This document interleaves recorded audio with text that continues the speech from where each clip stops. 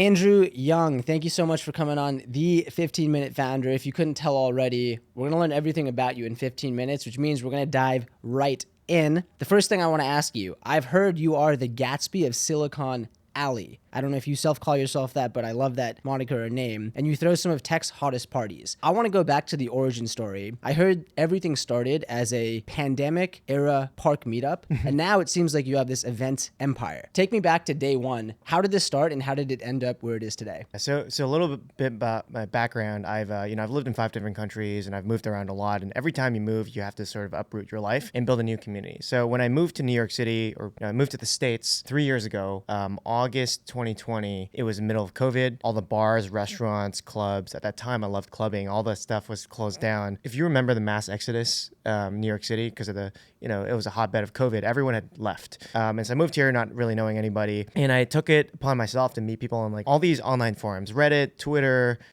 Fishbowl, Blind, LinkedIn, literally every online sort of channel you can think of. And I would DM people and be like, hey, do you want to just grab coffee with me? And over time, I met more and more people. I started bringing them together. I started creating these small meetups. And what started off as 8-person coffee meetups turned into 20-person dinners, turned into happy hours that were like 50 to 100 people, and slowly grew into like thousands of people.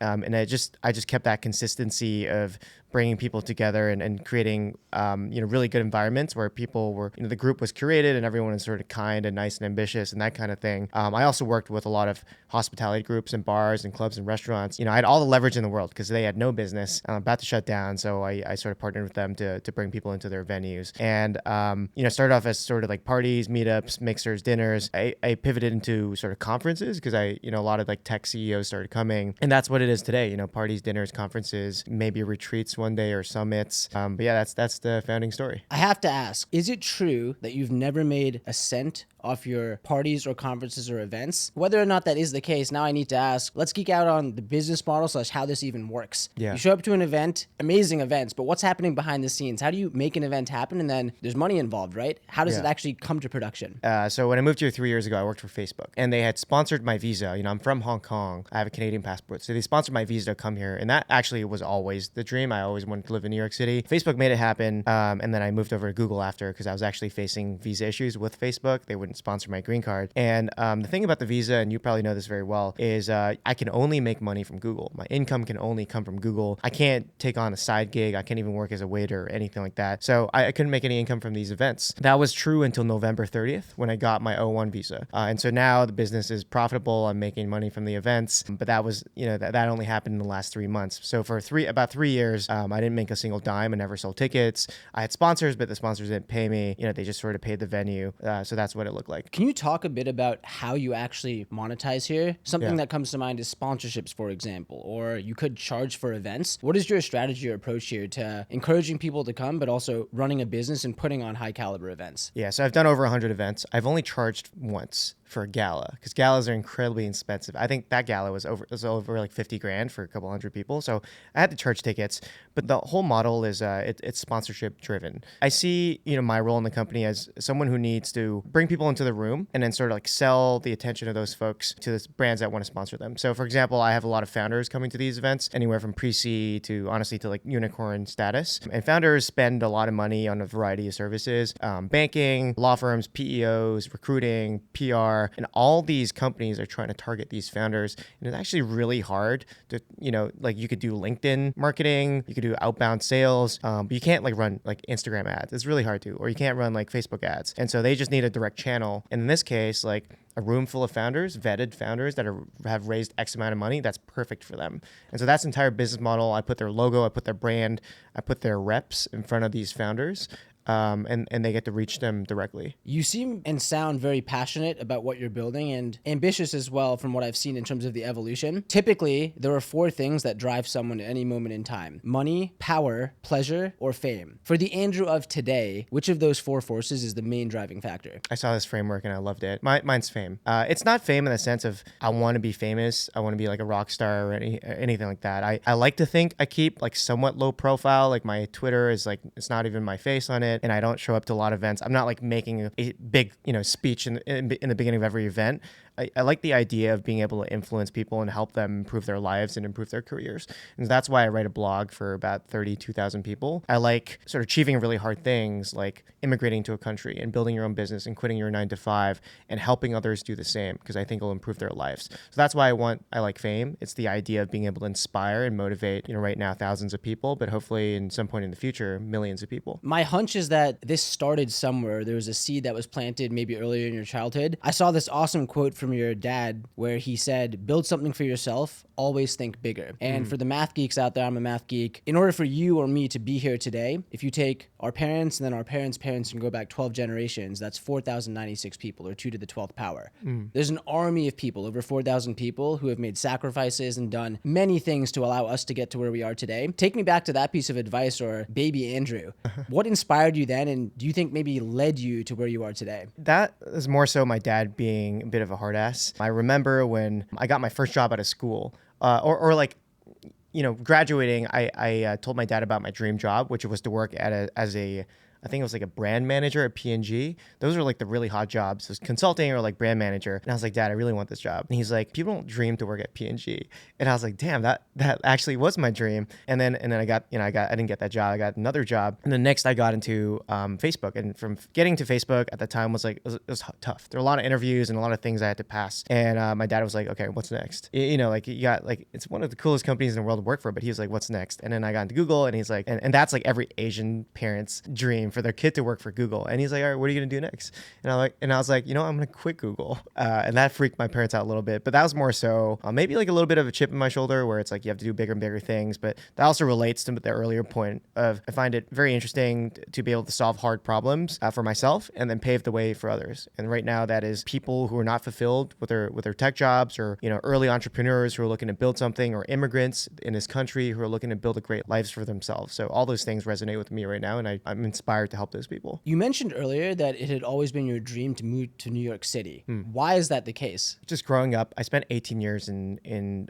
various parts of China, and all the media I watched, like all the TV shows, all the movies, all that just pointed to New York. And it's like, New York is the most exciting place in the world to be. It's the center of the world. And I was like, I have to be there. Like, for my life to be complete, I have to live in New York City. And so like the happiest moment of my life was actually when I got that job offer for Facebook. And I was like, this is literally my dream come true. I think I teared up. That's it. It's like a childhood obsession, childhood dream. You are surrounded by founders, business owners across the spectrum, creators, people who are looking to network, maybe people who just moved to New York. And I'm sure you've seen lots of people trying different things, different chips on their shoulders, operating in different ways. Through your business, through those experiences, what's an important truth or something you believe that many others might disagree with you upon? So before I moved to America, a fellow Canadian, so I'm Cantonese, but I have a Canadian passport. So a fellow Canadian gave me a piece of advice. And when I came here, I observed and I realized that was true. He was like, you're successful right now in Canada. You're doing a good job. But in order to succeed in the US as an operator, as someone who works in a corporate environment, you need to have strong opinions and perspectives on everything. And he's like, even if you don't, try to formulate an opinion as quickly as you can and be loud. Be loud and be bold. And I was like, that's kind of weird. I don't really have an opinion on many things. And so I get here and, I'm joining all these meetings at Facebook and Google. I'm like, that's true. Everyone does have an opinion. And, this is true for even outside Facebook, but they have an opinion, but it might not be the most informed opinion. And so what I believe is that not everybody needs an opinion. In fact, most people shouldn't have an opinion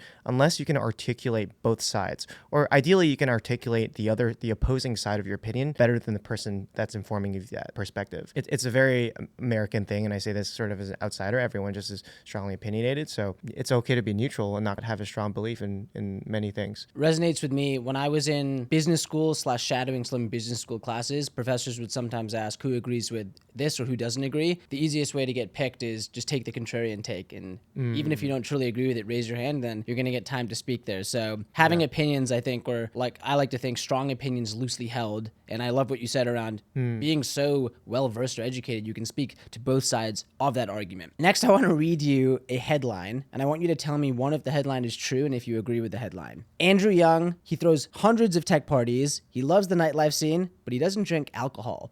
One, is that true? And do you drink alcohol? And how do you manage your life being at nightlife scenes or having your career kind of revolve around these events and conferences too? I've been sober for a year, like almost exactly a year. So I used to be a heavy drinker. It started in Shanghai when people started going out to clubs at 14 because they didn't ID. In America, they go to house parties and play sports and stuff. We just went to clubs in Shanghai and people would smoke cigarettes at 14. So I started drinking, like binge drinking at an early age. And I wasn't even drinking regular alcohol. It was like fake alcohol. It's kind of gross. And I used to love it. And I was doing like 15, 20 drinks a week up until like a year ago. Loved getting hammered, going to the clubs. But then I realized I was just wasting my life. And I had these goals. One of the goals was to quit my job and build a life for myself that I could be independent of a company like Google and like remain the ability to stay in this country without an employer that had to sponsor me. That was like one of the dreams, one of the goals. And I was like, I'm never gonna get there if I just kept getting hammered every weekend because my weekends are gone and some of my weeknights are gone. And I was getting a ton of anxiety from drinking too, the hangovers. So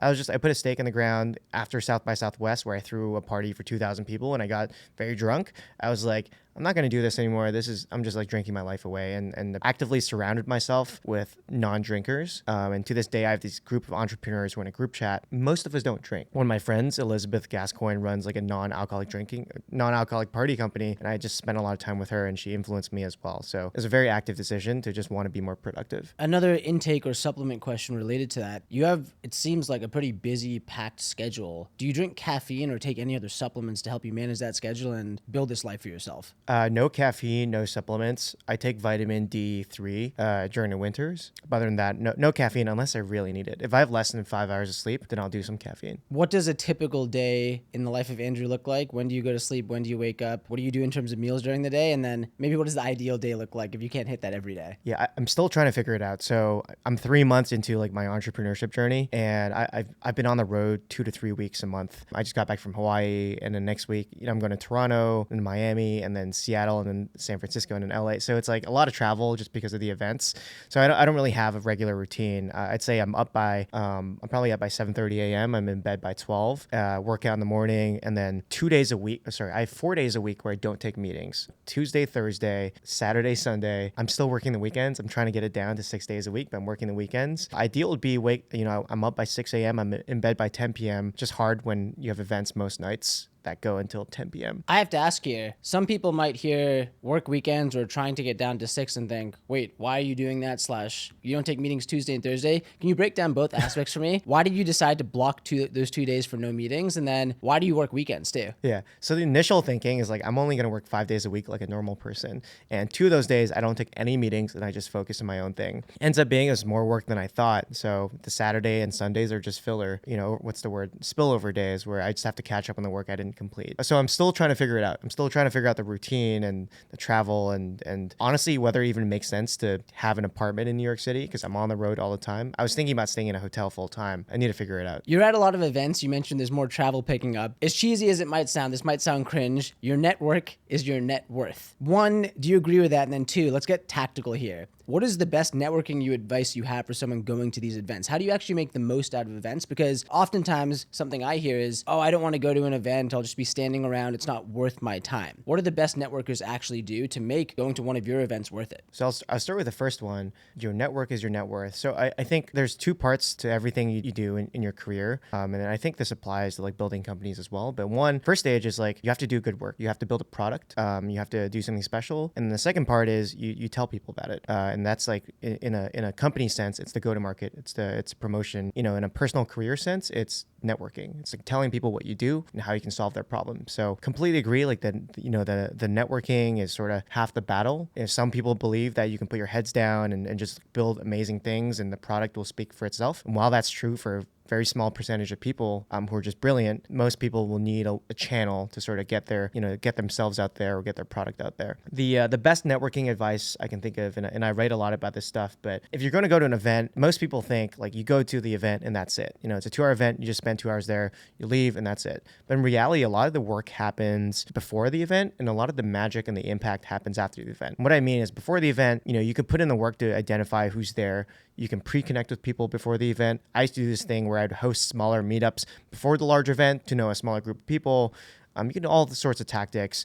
Jason Calacanis had this idea or had this concept called lobby surfing, where he wouldn't necessarily he wouldn't necessarily like buy tickets to a conference. He would just like chill in the lobby, and he would get like he would get the benefit of being at the conference. And then after the event, you got to follow up. You got to follow up with the people you want to meet, and that's how you actually reap the benefits of being at the event. I'm personally curious about this. You probably meet tons of people. I'm even thinking if I go to an event and let's say I want to take that advice and make it actionable, how do you personally keep track of your network? And hey, I haven't talked to this person in a while, or this person I want to keep in touch with or build a relationship with, or hey, maybe they can be a mentor in the future. Do you have a strategy or playbook for that?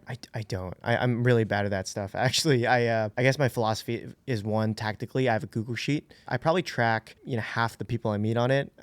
It's too much work to do anymore, even with the help of my assistant. And then two is if you're building like a community business or an events business, or even as a creator or like influencer, the way you maintain your network with others is through your product or through your content. So I think of it as if I create really awesome events, my relationship with most of the people that know me is through that product, through the event. I don't know if that's going to be successful or not, but that's what I'm trying right now. To wrap up, I have a couple rapid fire questions that I want to run through. The first is, I believe that at different stages in our life, we have these earthquake type moments where before this thing happened, life just wasn't the same as after it happened. Has there been a book or a movie which has been an earthquake moment where after you watched the movie or read the book, just life wasn't the same? And what was the book or movie? Maybe the 4-Hour Work Week, Tim Ferriss. I was just so stuck in like my 9 to 5. I didn't know what outsourcing was and all these other hacks. And I think Tim Ferriss just opened up my mind to there is a world of possibility and like building a life for yourself and making money outside just working a job. Let's say you could have a billboard on the busiest highway in the world or on multiple highways, and that billboard can have one message. What would that message say to an aspiring entrepreneur out there who wants to break away from the 9 to 5 and take the plunge, but is just hesitant or on the edge? I have a message, but it might not be specifically for that use case. So are you familiar with memento mori? Somewhat. It's a Latin phrase, remember you must die. And it's less of like seize the day. It's more like you could die at any moment. So anything you're doing right now, whether you're doing some work or you're at an event, having dinner with your partner, just enjoy that moment. It could be very last. And I have a lot of moments where I'm doing things I don't want to do, especially in the events world, like heavy logistics and coordination. And I'm like, this could be my last moment. So I'm going to put all the energy and all my presence in this very moment and enjoy as much as I can. And I think given most entrepreneurs are just like constantly anxious, just try to enjoy the journey a little bit, because that's the whole point of it. I love that. Do you have any tips to remind yourself of that? Because saying that right now, this morning I might have been doing something where I'm thinking, crap, this sucks, but then that could be the last time ever. Do you have tips or tactics to actually remind yourself of that frequently? I remind myself why I started and why I got here. So whenever I get really stressed, and this is, you mentioned corny. This is really corny. I just remind myself I'm in New York City, because that was my dream. And so anything I'm doing right now was honestly, it used to be a dream. My dream was to quit my job. Well, first of all, my dream was to live in the city. And so I'm living my dream. I could be cleaning the streets and I'd be living my dream. And the second of all, when work gets tough and I'm working 7 days a week, I remind myself like this was the dream. I worked super hard to quit my job to build this thing out. And even saying it right now, I feel like, damn, this is cool. Even this is dope, I love that. Last question I want to ask you is, let's fast forward. What does this look like in 10 years? I believe I read somewhere you want to build the Disneyland of events. Let's get ambitious here. I want to hear the master plan, where you think this heads. But if we were to be chatting right here in 10 years, where is this going to? What does the future look like for you? So I've always been fascinated by hospitality, restaurants, hotels. One of my partners right now is a hotel that I love working with. Hotels, theme parks, general hospitality experiences, which is one of the reasons I got started. And I love to sort of designing these rooms where people get to be in and influencing the way they engage with other people, but also the other elements in the room. I want to build really unique and fun experiences that bring in the most ambitious and extraordinary people. And I believe, and that takes in the form of entertainment and hospitality and all those elements. And I think once you do, my entire business model is I just have to figure out how to capture the attention of these brilliant entrepreneurs and redirect that attention to my partners and my clients. That's all I have to do. The bar for events is really low. Most people host happy hours, and I started with happy hours and I'm slowly elevating. But things like South by Southwest and all these summits and conferences, I just came back from the lobby conference. It's incredible. I want to build the next version of that, eventually build sort of a media arm that complements it, which is now you have all these ambitious people coming in. How do I tell their stories and enable them with my distribution? And then lastly, how do I invest in these folks and have some skin in the game in what they're building so that in 10, 20 years, I can get some sort of return. So I think what it looks like is an events company, a media arm, and then like some sort of like investing entity, whether that's a fund or, a syndicate or something. Amazing. Well, 10 years from now, I hope to look back and see what you built there. Sounds like it's on the way to getting there. We'll do this again in 10 years. Love it. Thank you so much, Andrew. Really appreciate it. Well, thanks for having me.